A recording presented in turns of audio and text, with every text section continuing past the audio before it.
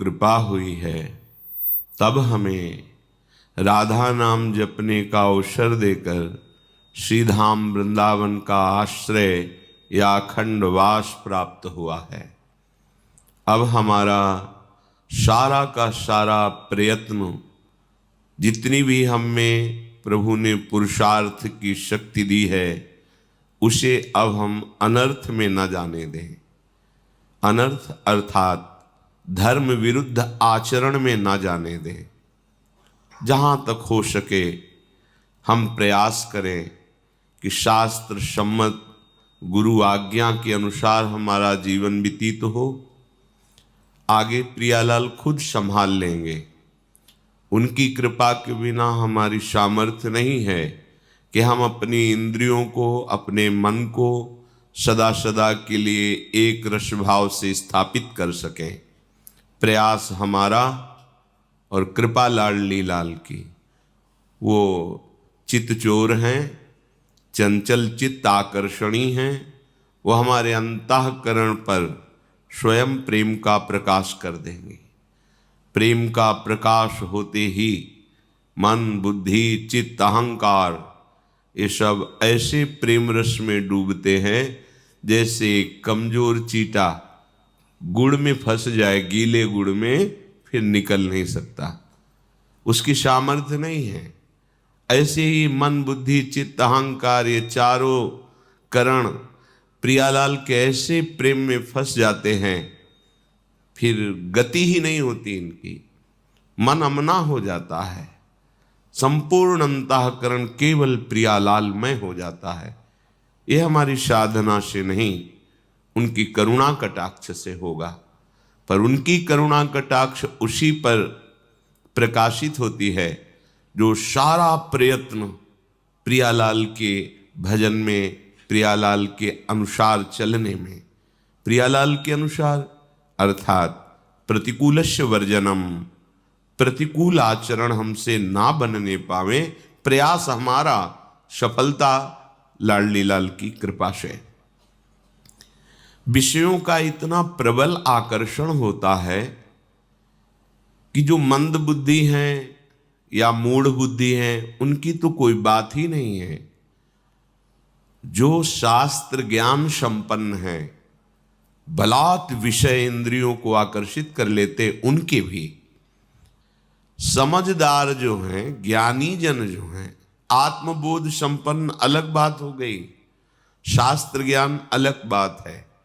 ज्ञानी से संबंध यहाँ शास्त्र ज्ञानी से है, स्वरूप बोध से नहीं है। जैसे भगवान ने श्रीमद् भगवद गीता जी में कहा, श्रद्धावान लभते ज्ञानम। अब ये बोध संपन्न ज्ञान नहीं है, अभी उसे मार्ग का ज्ञान हुआ। अब वो अपनी इंद्रियों पर शासन करके जितेंद्रिय हुआ। श्रद्धावान लभते ज्ञानम तत्परा संयतेंद्रिया। अब जब जितेंद्रिय हुआ, अब जो बोध हुआ उसे आत्मबोध कहते हैं। यही परम शांति का स्वरूप है। श्रद्धावान लभते ज्ञानम तत्परा संयतेंद्रिया ज्ञानम लब्ध्वा पराम शांति मचिरेणादि गच्छति। अब जो ज्ञान प्राप्त हुआ वो स्वरूप बोध है। स्वरूप बोध जिसको हो गया है तो वहां कोई गुंजाइश ही नहीं है, न विषय की, न इंद्रियों की, न मन की। नहीं स्वात्मा रामम विषय मृग तृष्णाम भ्रमयति। आत्मबोध प्राप्त हुए महापुरुष के हृदय में किंचन मात्र कभी कोई भी यहां से लेकर ब्रह्मलोक तक का भोग वैभव आकर्षण ही नहीं पैदा कर सकता। ये बोध संपन्न महापुरुष की स्थिति होती है। नहीं स्वात्मारामम विषय मृग तृष्णाम भ्रमयति। आत्माराम पुरुष कभी विषय मृग तृष्णा में भ्रमित नहीं होता। पर यहां जो ज्ञान का शब्द है वो शास्त्र ज्ञानी का है, अभी बोध नहीं हुआ है। तो कह रहे हैं हृते बुद्धिमानोपि नरो हारिभिरिंद्रियैः।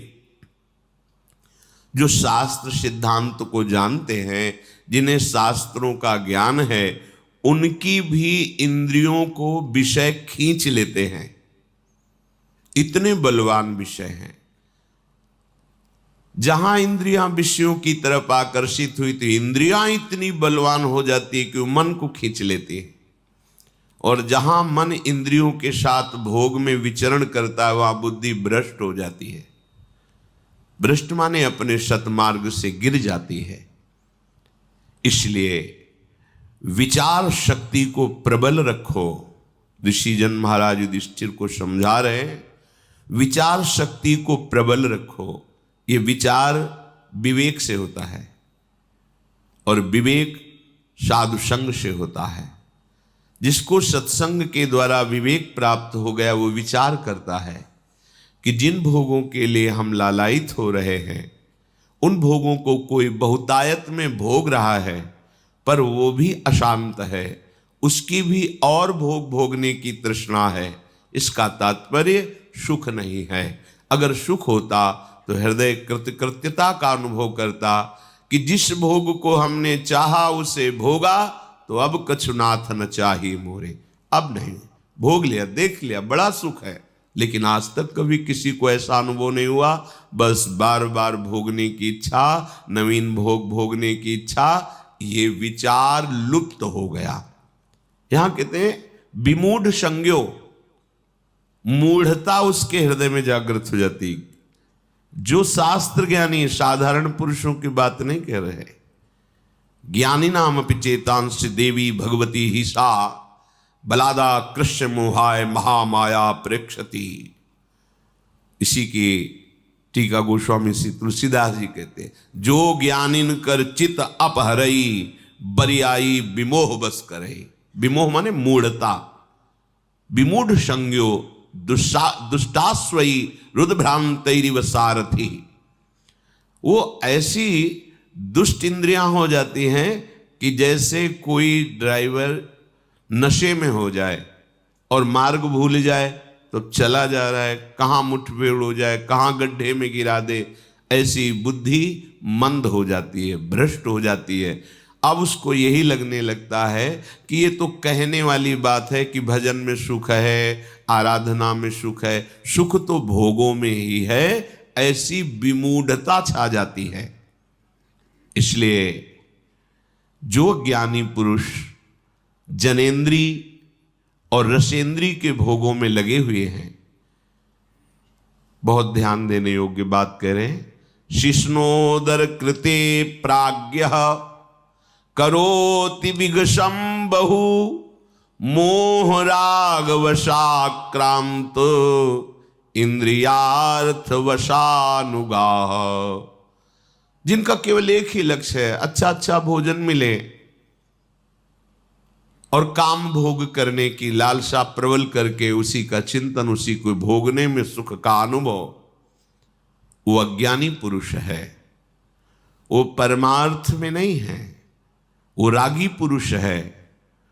विषयों का चिंतन और विषयों की क्रिया करना, विषय सामग्री को एकत्रित करके भोग भावना में रहना, विचार शक्ति नष्ट हो गई। अर्थात जो मनुष्य जीवन की दुर्लभता भगवत प्राप्ति के लिए कही गई, वो निकृष्ट भाव को प्राप्त हो गई। तिनते खर सूकर श्वान भले, जड़ता बस जे न कहें कछुए। उनसे सुअर कुत्ता गधा अच्छे। क्यों अच्छे? क्योंकि अपने कर्मों का भोग भोग कर ऊपर उठ रहे हैं, और हम मनुष्य शरीर में ऐसे आचरण कर रहे हैं कि अब हमें बहुत नीचे गिरना पड़ेगा। जहां विचार शक्ति लुप्त हुई तो दशा बदल जाती है अजितेंद्रीय पुरुष की, बड़ी दुर्गति को प्राप्त होता है। अभी तो पता नहीं चलता, जब उसका फल आता है, कर्म भोग का परिणाम आता है, तब त्राहिमाम मचता है हृदय में। कोई रास्ता दिखाई नहीं देता कि हम जिस रास्ते से चल करके अब अपने को बचा लें। षडिन्द्रियाणि विषयं समागच्छन्ति वै यदा, तदा प्रादुर्भवत्तेषां पूर्व संकल्पजं मनः। एक बात जीवन में बहुत अनुभव की हम बताते हैं, अपने विचार में संक्रामक विचार ना आने दे साधक। भगवत प्राप्ति के मार्ग का उपासक अपने विचारों को सद्गुरुदेव के और शत शास्त्रों के विचारों से मिलाए, बस अन्य के विचार हमें नहीं चाहिए। नहीं, हमारे विचार में संक्रामक भाव आ जाता है और वो हमको गिरा देता है। ये अपने जीवन का अनुभव कहते हैं। रिश्ते, नाते, संबंध, मित्रता, व्यवहार परमार्थ में नहीं चलता। परमार्थ में सद्गुरु के विचार, शास्त्र का सिद्धांत अपने विचारों को नापने के लिए है कि मेरे विचार सही हैं या गलत, वो सद्गुरु की वाणी और शास्त्र वाणी से सम्मत करते हैं। हाँ ठीक है, बस फिर किसी की सलाह, किसी के विचार, किसी का उपदेश अपने विचारों में नहीं आना चाहिए। ये बहुत अनुभव की बात कहते हैं। इसमें आप सदैव सुखी रहेंगे, आपकी साधना बढ़ती चली जाएगी। नहीं, अलग अलग विचारधारा के जब हमारे अंदर वो विचार जाते हैं तो हमारी निष्ठा, हमारी श्रद्धा, हमारी साधना डगमगाने लगती है। बहुत ये अनुभव की बात कहते हैं, उसकी व्याख्या करने की जरूरत नहीं। इस बात को केवल मान लीजिए। अपने विचारों को संक्रामक होने से बचाइए। अगर आपके विचार शिष्णोदर परायण पुरुषों के संग से संक्रामक हो गए तो आप चाहे जितने अच्छे साधक हो, आप भ्रष्ट हो जाएंगे। विश्वास कीजिए हमारी बात का। अपने विचारों को संक्रामक न होने दीजिए, दूर से। इसीलिए शास्त्रों में परमार्थ के साधक को असंगोहम पुरुषः, ये सिद्धांत सिद्ध करने के लिए कहा गया है। असंगोहम पुरुषः, बाहर से असंग और स्थूल शरीर, सूक्ष्म शरीर और कारण शरीर तीनों से असंग, अर्थात स्वभाव, अंतःकरण और शरीर की चेष्टाएं सब मायाकृत हैं, अपने स्वरूप में स्थित। ना कोई स्त्री है, ना कोई पुरुष है, ना कोई मूढ़ है, ना कोई ज्ञानी है। एक ही परम तत्व सब रूपों में भास रहा है। बस बैठ जाओ चुपचाप अंतर में और इसकी सिद्धि कर लो। संक्रामक भाव नहीं। जाति पाति कुल कर्म धर्म व्रत संस्कृति हेतु, सेवक जी महाराज कह रहे हैं, अविद्या नासी। अब जो ही कहें करें हम सोई, आयुष लिए चले निज दासी। ये जितना प्रपंच है ये माया अविद्या के द्वारा रचा हुआ है। उत्तम अधम ये वो, हम चले हैं अविद्या का नाश करके परमात्मा बोध करने के लिए। प्रेम तभी प्रकट होता है जब आत्मस्वरूप का बोध हो जाता है। ये बात ध्यान रखना। महापुरुषों ने कहा पांचों भूले देह शुद्धि। देह शुद्धि विस्मरण का तात्पर्य है आत्मस्वरूप में स्थिति। जैसे सेवक जी महाराज को आत्मा हरिवंश प्रगट परमानंद। जब तक देहाशक्ति है तब तक परमार्थ का आनंद क्या है ये आपका अनुभव करने की सामर्थ्य नहीं, ना अंतःकरण में ना स्वभाव में।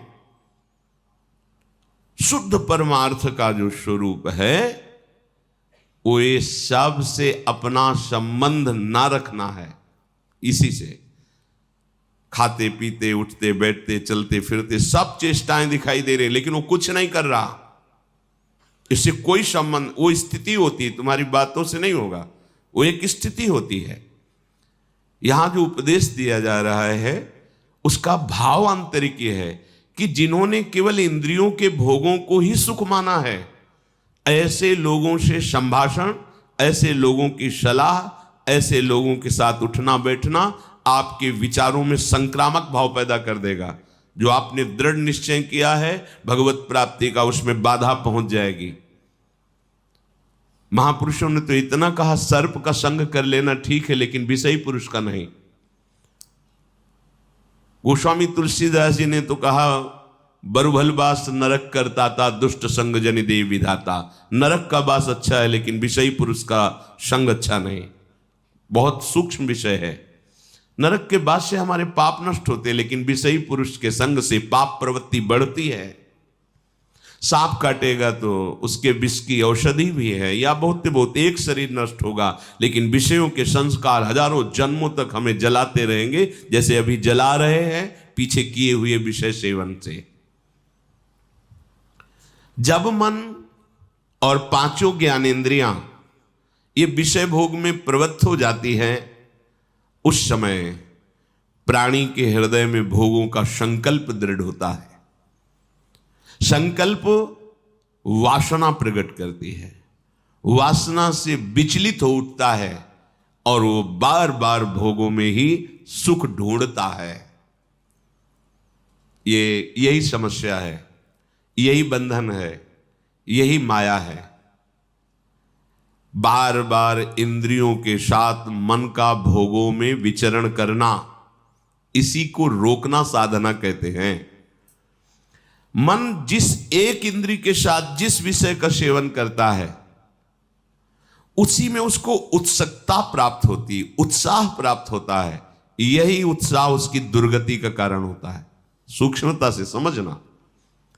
प्रार्थना है आप सबसे कि हम लोग किसी भी इंद्रिय के विषय को उत्साह पूर्वक ना भोगे, शास्त्र सम्मत भी। जैसे आपको खान पान की सामग्री अच्छी से अच्छी सामग्री है, कम मात्रा में लीजिए, उदासीन होकर पाइए। भगवत प्रसाद है, बस प्राण पोषण के लिए। अच्छा, ऐसा नहीं होना चाहिए। यही उत्साह है। इंद्रियां उत्सुक हो, आज ये उत्सुक हो गई। अब क्या हुआ, उत्साह के साथ जैसे गीली या गर्म मोम में तत्काल छाप लग जाती है, ऐसे आपके अंतःकरण में विषय रस की छाप और बढ़ गई और बढ़ गई। चले थे विषय रस मिटाने के लिए और हमारी उल्टा गति हो रही, विषय रस और पुष्ट हो रहा है। विषयों के प्रति उत्सुकता भर जाना। हमने देखा है महापुरुषों को, जब यमुना किनारे बिंदौर की तरफ भ्रमण कर रहे थे, हमारे दो ही मार्ग थे, गंगा का किनारा और यमुना जी किनारा। कभी किसी शहर किसी ग्राम में एक भी रात्रि रुकने का ऐसा कभी नहीं रहा। जहां तो कोई देवालय, यमुना किनारे या गंगा किनारे जब भ्रमण किया है, या गांव के बाहर कोई देवालय, उसमें रुकना।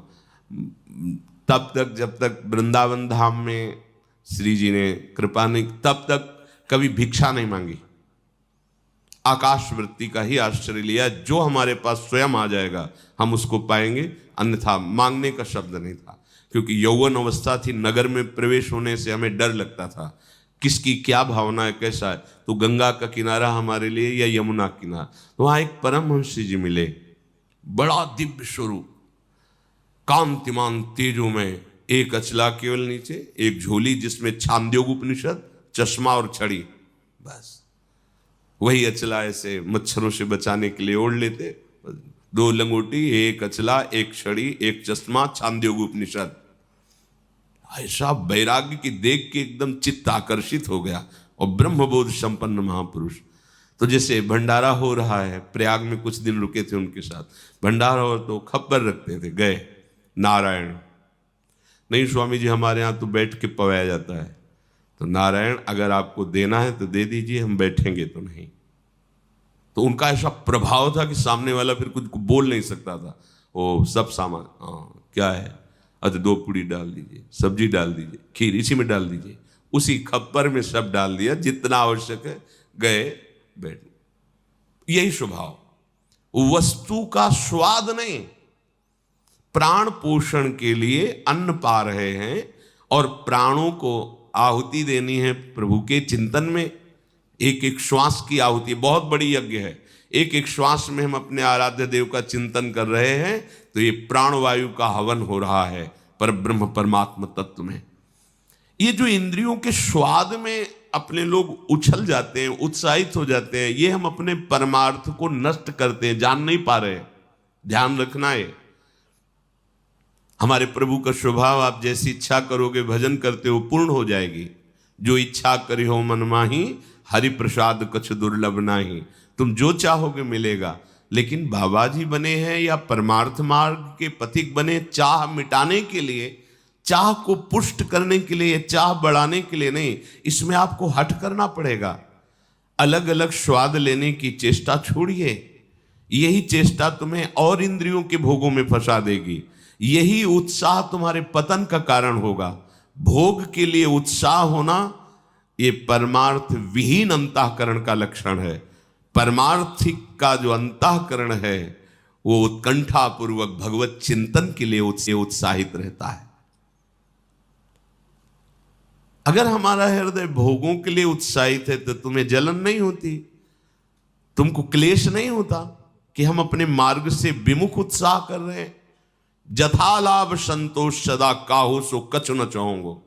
कोई कच्चा पक्का ये वो कोई मतलब नहीं है। भाग्य प्रारब्ध के अनुसार या प्रभु के विधान के अनुसार जो है उसको उचित रूप, हाँ 2 रोटी डालिए, सब्जी डालिए, बस प्राण पोषण करना है और भगवत तत्व में लीन होना है। खा पी के खूब भोगों को थोड़ी भोगना है। और गृहस्थ धर्म में भी आवश्यकता अनुसार भोगों के सेवन का आदेश है। अगर आवश्यकता से विपरीत चेष्टा करोगे आहार विहार की, तो विपरीत चेष्टा फिर आपकी अन्य इंद्रियों की होगी, वह अधर्म हो जाएगा। चाहे जो कोई हो, अध्यात्म सुख लेना है तो इंद्रियों के भोगों में उत्साह न रखते हुए केवल प्राण पोषण या भगवत आज्ञा का पालन करने के लिए, चाहे वो गृहस्थ हो या विरक्त हो, जैसा शास्त्र सिद्धांत है उसके अनुसार चले। उत्साह पूर्वक भजन करने में वृत्ति लगनी चाहिए। अधिक से अधिक वो 11 माला जपता है तो हम 21 माला जपे, 51 माला जपे, अधिक से अधिक उत्साह हो। नाम कीर्तन में, वाणी गायन में, संयम में, कम सोने में, कम खाने में, कम बोलने में, इसमें उत्साह हो। उत्साह पूर्वक प्रपंच वार्ता करने में, प्रपंच चिंतन करने में, भोगों को भोगने में, यह अध्यात्म मार्ग के पथिक का लक्षण नहीं। सबके अंदर इंद्रियों का विषयों के प्रति आकर्षण और उत्साह रहता है, इसी को नष्ट करना साधना है। मना कष्टान इंद्रियाणी प्रकृति स्थानी कर सती, उसी को उल्टा करना है हमको। प्रकृति की तरफ नहीं, परमात्मा की तरफ आकर्षित करना है। तो कमर कस के जब इस मार्ग में तुम चलोगे तो तुम्हें सहयोग मिलेगा, आराध्य देव का, गुरुदेव का बल मिलेगा और उसी बल से हम आगे बढ़ते हैं। तो मन जिस इंद्री के विषयों का सेवन करने जाता है उस विषय में वो उत्साहित हो जाता है। सब देखो हृदय में, और वही उत्साह दृढ़ चिन्ह बना देती, संस्कार बना देती भोग के। और भोग उपभोग में प्रवृत्त होते होते वो अपने स्वरूप को भूल जाता है, उद्देश्य को भूल जाता है। ऐसा होता है। ततः संकल्प बीजेन कामेन विषयेषु भी विद्धा पतति लोभाग्नौ ज्योतिर्लोभात् पतंगवत्। अब उसका संकल्प पे संकल्प बनता रहता है भोगों का। आज ये भोगा, कल वो भोगेंगे, ऐसा अगर मिले तो अच्छा है, ऐसा भोगे तो अच्छा है। अब वो संकल्प विषय रूपी बाणों से अंतःकरण को बींध देता है, कसक्त जलता रहता है हर समय। भोगते हुए भी भोग की इतनी वासना बढ़ जाती है कि इंद्रियां काम नहीं करती और तृष्णा बढ़ गई। कितनी दुर्दशा!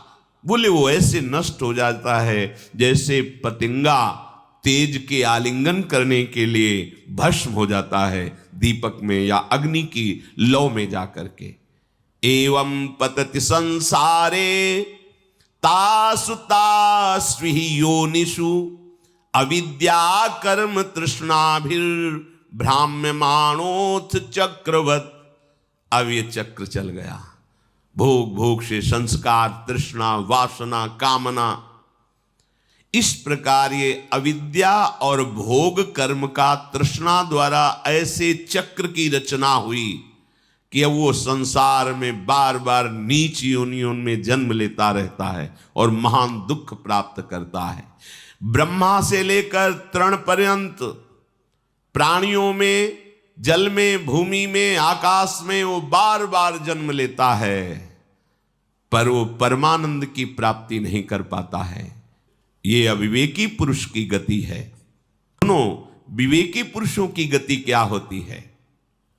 जिसने निश्चय कर लिया है कि इस जन्म में मेरा कल्याण निश्चित है, मैं अब मोक्ष चाहता हूं, मुक्त होना चाहता हूं इन भोगों से, मैं भगवत प्रेम चाहता हूं, ये विवेकी पुरुष की चाह है।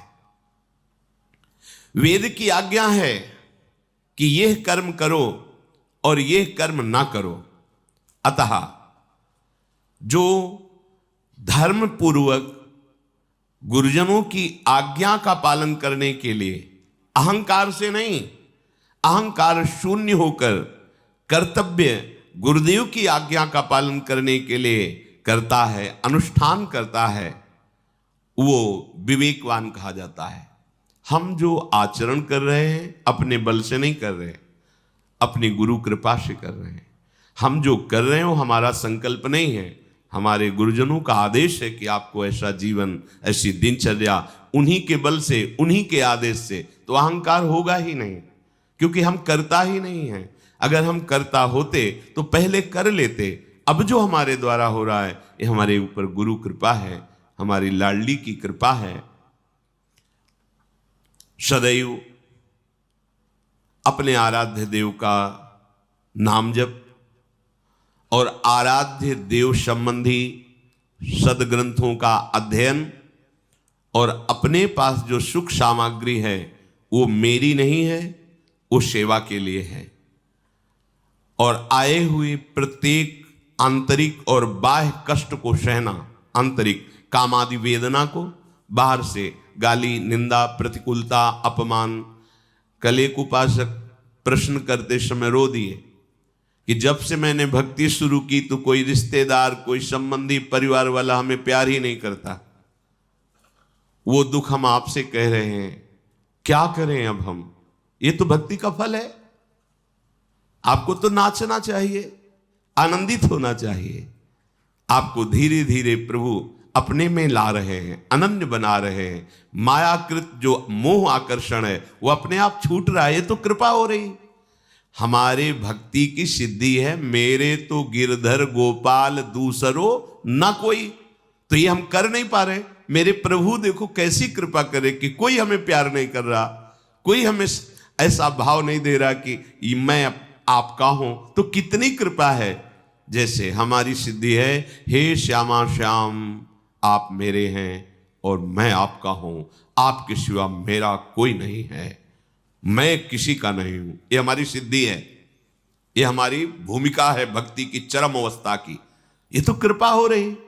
अब अज्ञान के कारण उसे हम विपरीत मान करके रोएं, दुखी हों कि हमको संसार प्यार करे, ये धोखा है। तुम्हारी बुद्धि तुम्हें धोखेबाजी में फंसा रही है। यहां कौन है अपना? मेरा प्रभु इतना छलिया है कि वही विविध रूप रख करके छुपा छुपी का खेल कर रहा है। मुझे केवल पहचान रहा है, आप ही हो, आप ही हो, आप ही हो। बस जीवन मुक्त हो गए। एक ही प्रश्न है, प्रभु के सिवा कोई और नहीं, कोई और नहीं, प्रभु के सिवा कोई ठौर नहीं। बस अब वो जब कृपा करके आपको उठा रहे हैं तो आप रो रहे कि हमें तो कोई प्यार नहीं करता, हमारा तो सब बिगड़ता चला जा रहा है, हमें सब छोड़ते चले जा रहे। यही तो अध्यात्म का फल है। वैसे ही सब छोड़ देंगे तुम्हें, तुम किसी को साथ नहीं रख पाओगे, कोई तुम्हें साथ नहीं रख पाएगा। अंत ही तो ही तजेंगे पामर, तू न तजय अब ही ते, मन पछतई है और सर बीते। तो जो आंतरिक क्लेश और बाह्य क्लेश, इनको सहना और अपने प्रति जो कोई अपराध करे उसे क्षमा करना, दंड देने की भावना ना होना, सदैव सत्य मार्ग का अनुसरण करना, मन और इंद्रियों को निर्विषय करना, ये है विवेकी पुरुष का लक्षण, ये है विवेक मार्ग। जो निष्काम भाव से ऐसा अनुष्ठान करे तो बहुत जल्दी उसको मोक्ष पदवी प्राप्त हो जाए, भगवत साक्षात्कार हो जाए। यदि सकाम भाव से करे तो सारी कामनाओं की पूर्ति हो जाए, फिर भी निष्कामता आएगी, क्योंकि भागवतिक मार्ग है। अगर इन्हीं कर्तव्यों का अभिमान युक्त पालन किया जाए तो पतन होने की संभावना है। पूर्णतया तुम्हारा कोई संकल्प नहीं होना चाहिए। संकल्प आराध्य देव गुरुदेव का कर्तव्य रूप में जो मैं उपदेश मिला है उन्हीं के बल से पालन कर रहे हैं। बस ये बात समझोगे तो कभी अहंकार नहीं आएगा। चाहे सत संकल्प हो चाहे असत संकल्प हो, संकल्पों का करना ही बंधन कारक है। सत असत दोनों संकल्पों को शांत हो जाना। संकल्प रहित हृदय ही जीवन मुक्त महापुरुष है। कोई ना सत संकल्प है ना असत संकल्प है।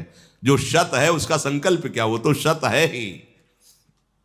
पूर्णतया संकल्पों का शांत हो जाना, इंद्रियों का भली प्रकार से वश में कर लेना, कभी भी किसी को कष्ट ना देने की भावना होना, सदैव गुरु की सेवा और आज्ञा में संलग्न रहना, साधन उपयोगी ही आहार करना, साधना में बाधा ना पहुंच जाए। ये खुद के अनुभव की बात है।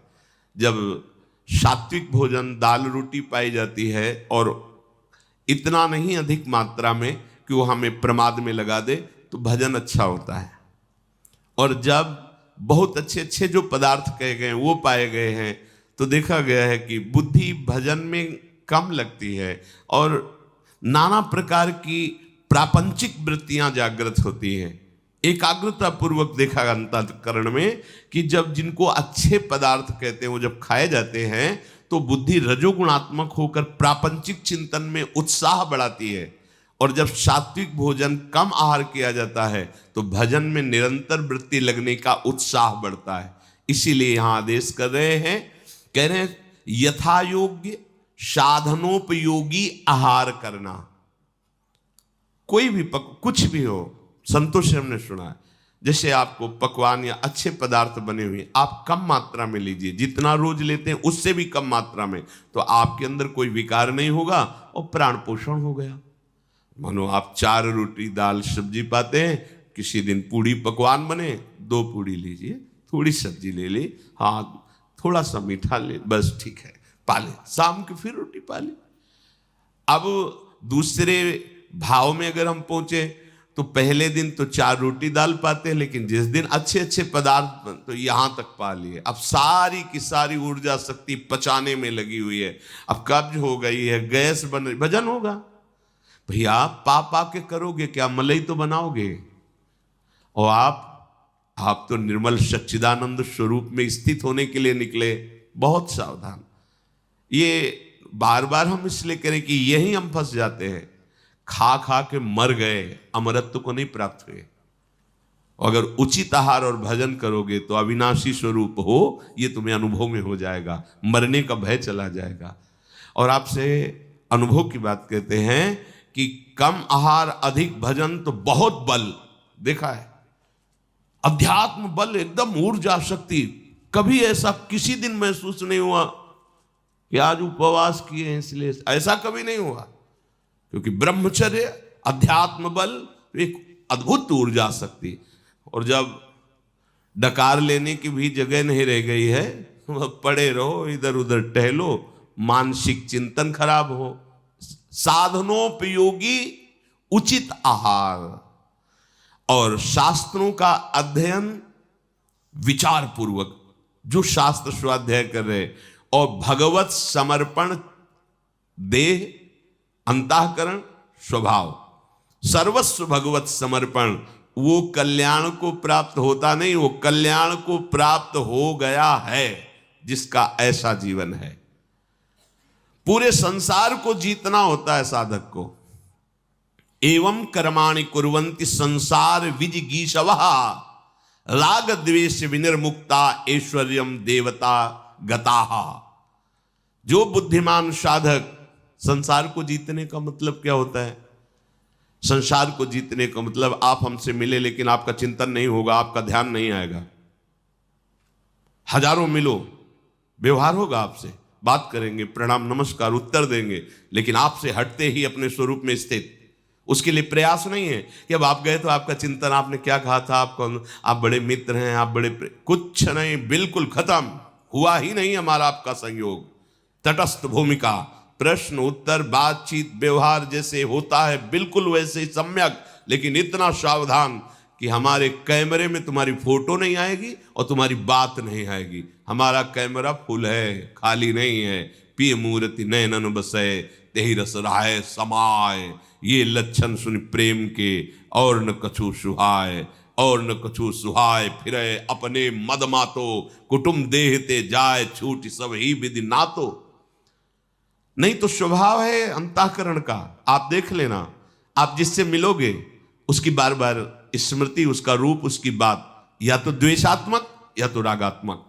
और बहुत अच्छा आदमी, बहुत बुरा आदमी, हमने क्या बिगाड़ा था, उसने ऐसा क्यों कहा, बार बार चिंतन। ये नहीं होता, ये अच्छे उपासकों में नहीं होता। विवेक रूपी कैंची साथ रखी जाती है, बात किया वहीं काट दिया, उसका चिंतन नहीं। अगर कुछ 1 मिनट, 1.5 मिनट, 2 मिनट तो आप कमजोर साधक हो, और घंटों तो आप समझो कैसे साधक हो, और सालों। उसने हमको ये कहा था, संसारी पुरुष होता जीवन भर याद रखता है, और इसने हमको गाली दी थी, फंसेगा कभी, ये सब नहीं। परमार्थ का पथिक, संसार को इसे जीतना कहते हैं। विषय मिला, आज बहुत अच्छा था, वो चटनी बहुत अच्छी थी, वो समोसा बहुत, वो चीज नहीं, प्रभु के विधान के अनुसार जो मिला उसको उदासीन होके पास, उसकी कभी चर्चा नहीं, उसकी कभी स्मृति नहीं। अगर चर्चा और स्मृति है तो उसने तुम्हें जीत लिया, राग पूर्वक या द्वेष पूर्वक। बहुत कड़वी सब्जी थी, खीर तो बढ़िया थी, कोई रागात्मक अनुकूलता, कोई ये साधक का जीवन नहीं, ध्यान रखना। दोनों एक में मिला दी, खीर और सब्जी, राधा नहीं, ध्यान रखना। दोनों एक में मिला दी, खीर और सब्जी, राधा वल्लभ श्री हरिवन। जितना उदर में उसका चिंतन, मन कहेगा अरे चुप, अलग स्वाद ले, मखनी दाल का अलग, उसका अलग, अलग अलग मिलने न पावे। हाँ, और यहां से अलग अलग कर पाओगे? यहीं सब जाकर के एक ही में जाना है। ये केवल फसाव है, फसाव। राधा वल्लभ श्री हरिवन, बस ध्यान रखो, ये छोटी बात नहीं है। यही छोटी बात बड़ी बात कर देती है, यही छोटी बात हमको बड़ी गलतियों में पहुंचा देती है। पूरे संसार को जीतना है उपासक को, पूरे संसार को यही जीतना है। कोई भी अनुकूल प्रतिकूल, मान अपमान हमारे चिंतन को न ले पावे। आप देखो अपने चिंतन को, समझाने की जरूरत नहीं। अब अगर अच्छे उपासक हो तो अंतर्मुख होकर देखो क्या चल रहा है। अगर प्रभु के सिवान्य कोई चिंतन चल रहा है, वस्तु व्यक्ति स्थान, तो रागात्मक या द्वेषात्मक दो ही होगा। फिर क्या है, वही प्रपंच है? नहीं, हमें मिटाना है ये चिंतन। जो ऐसा, तो वो राग द्वेष मुक्त हो करके देव स्वरूप हो जाता है। देव भगवान को कहते हैं, भगवत स्वरूप हो जाता है।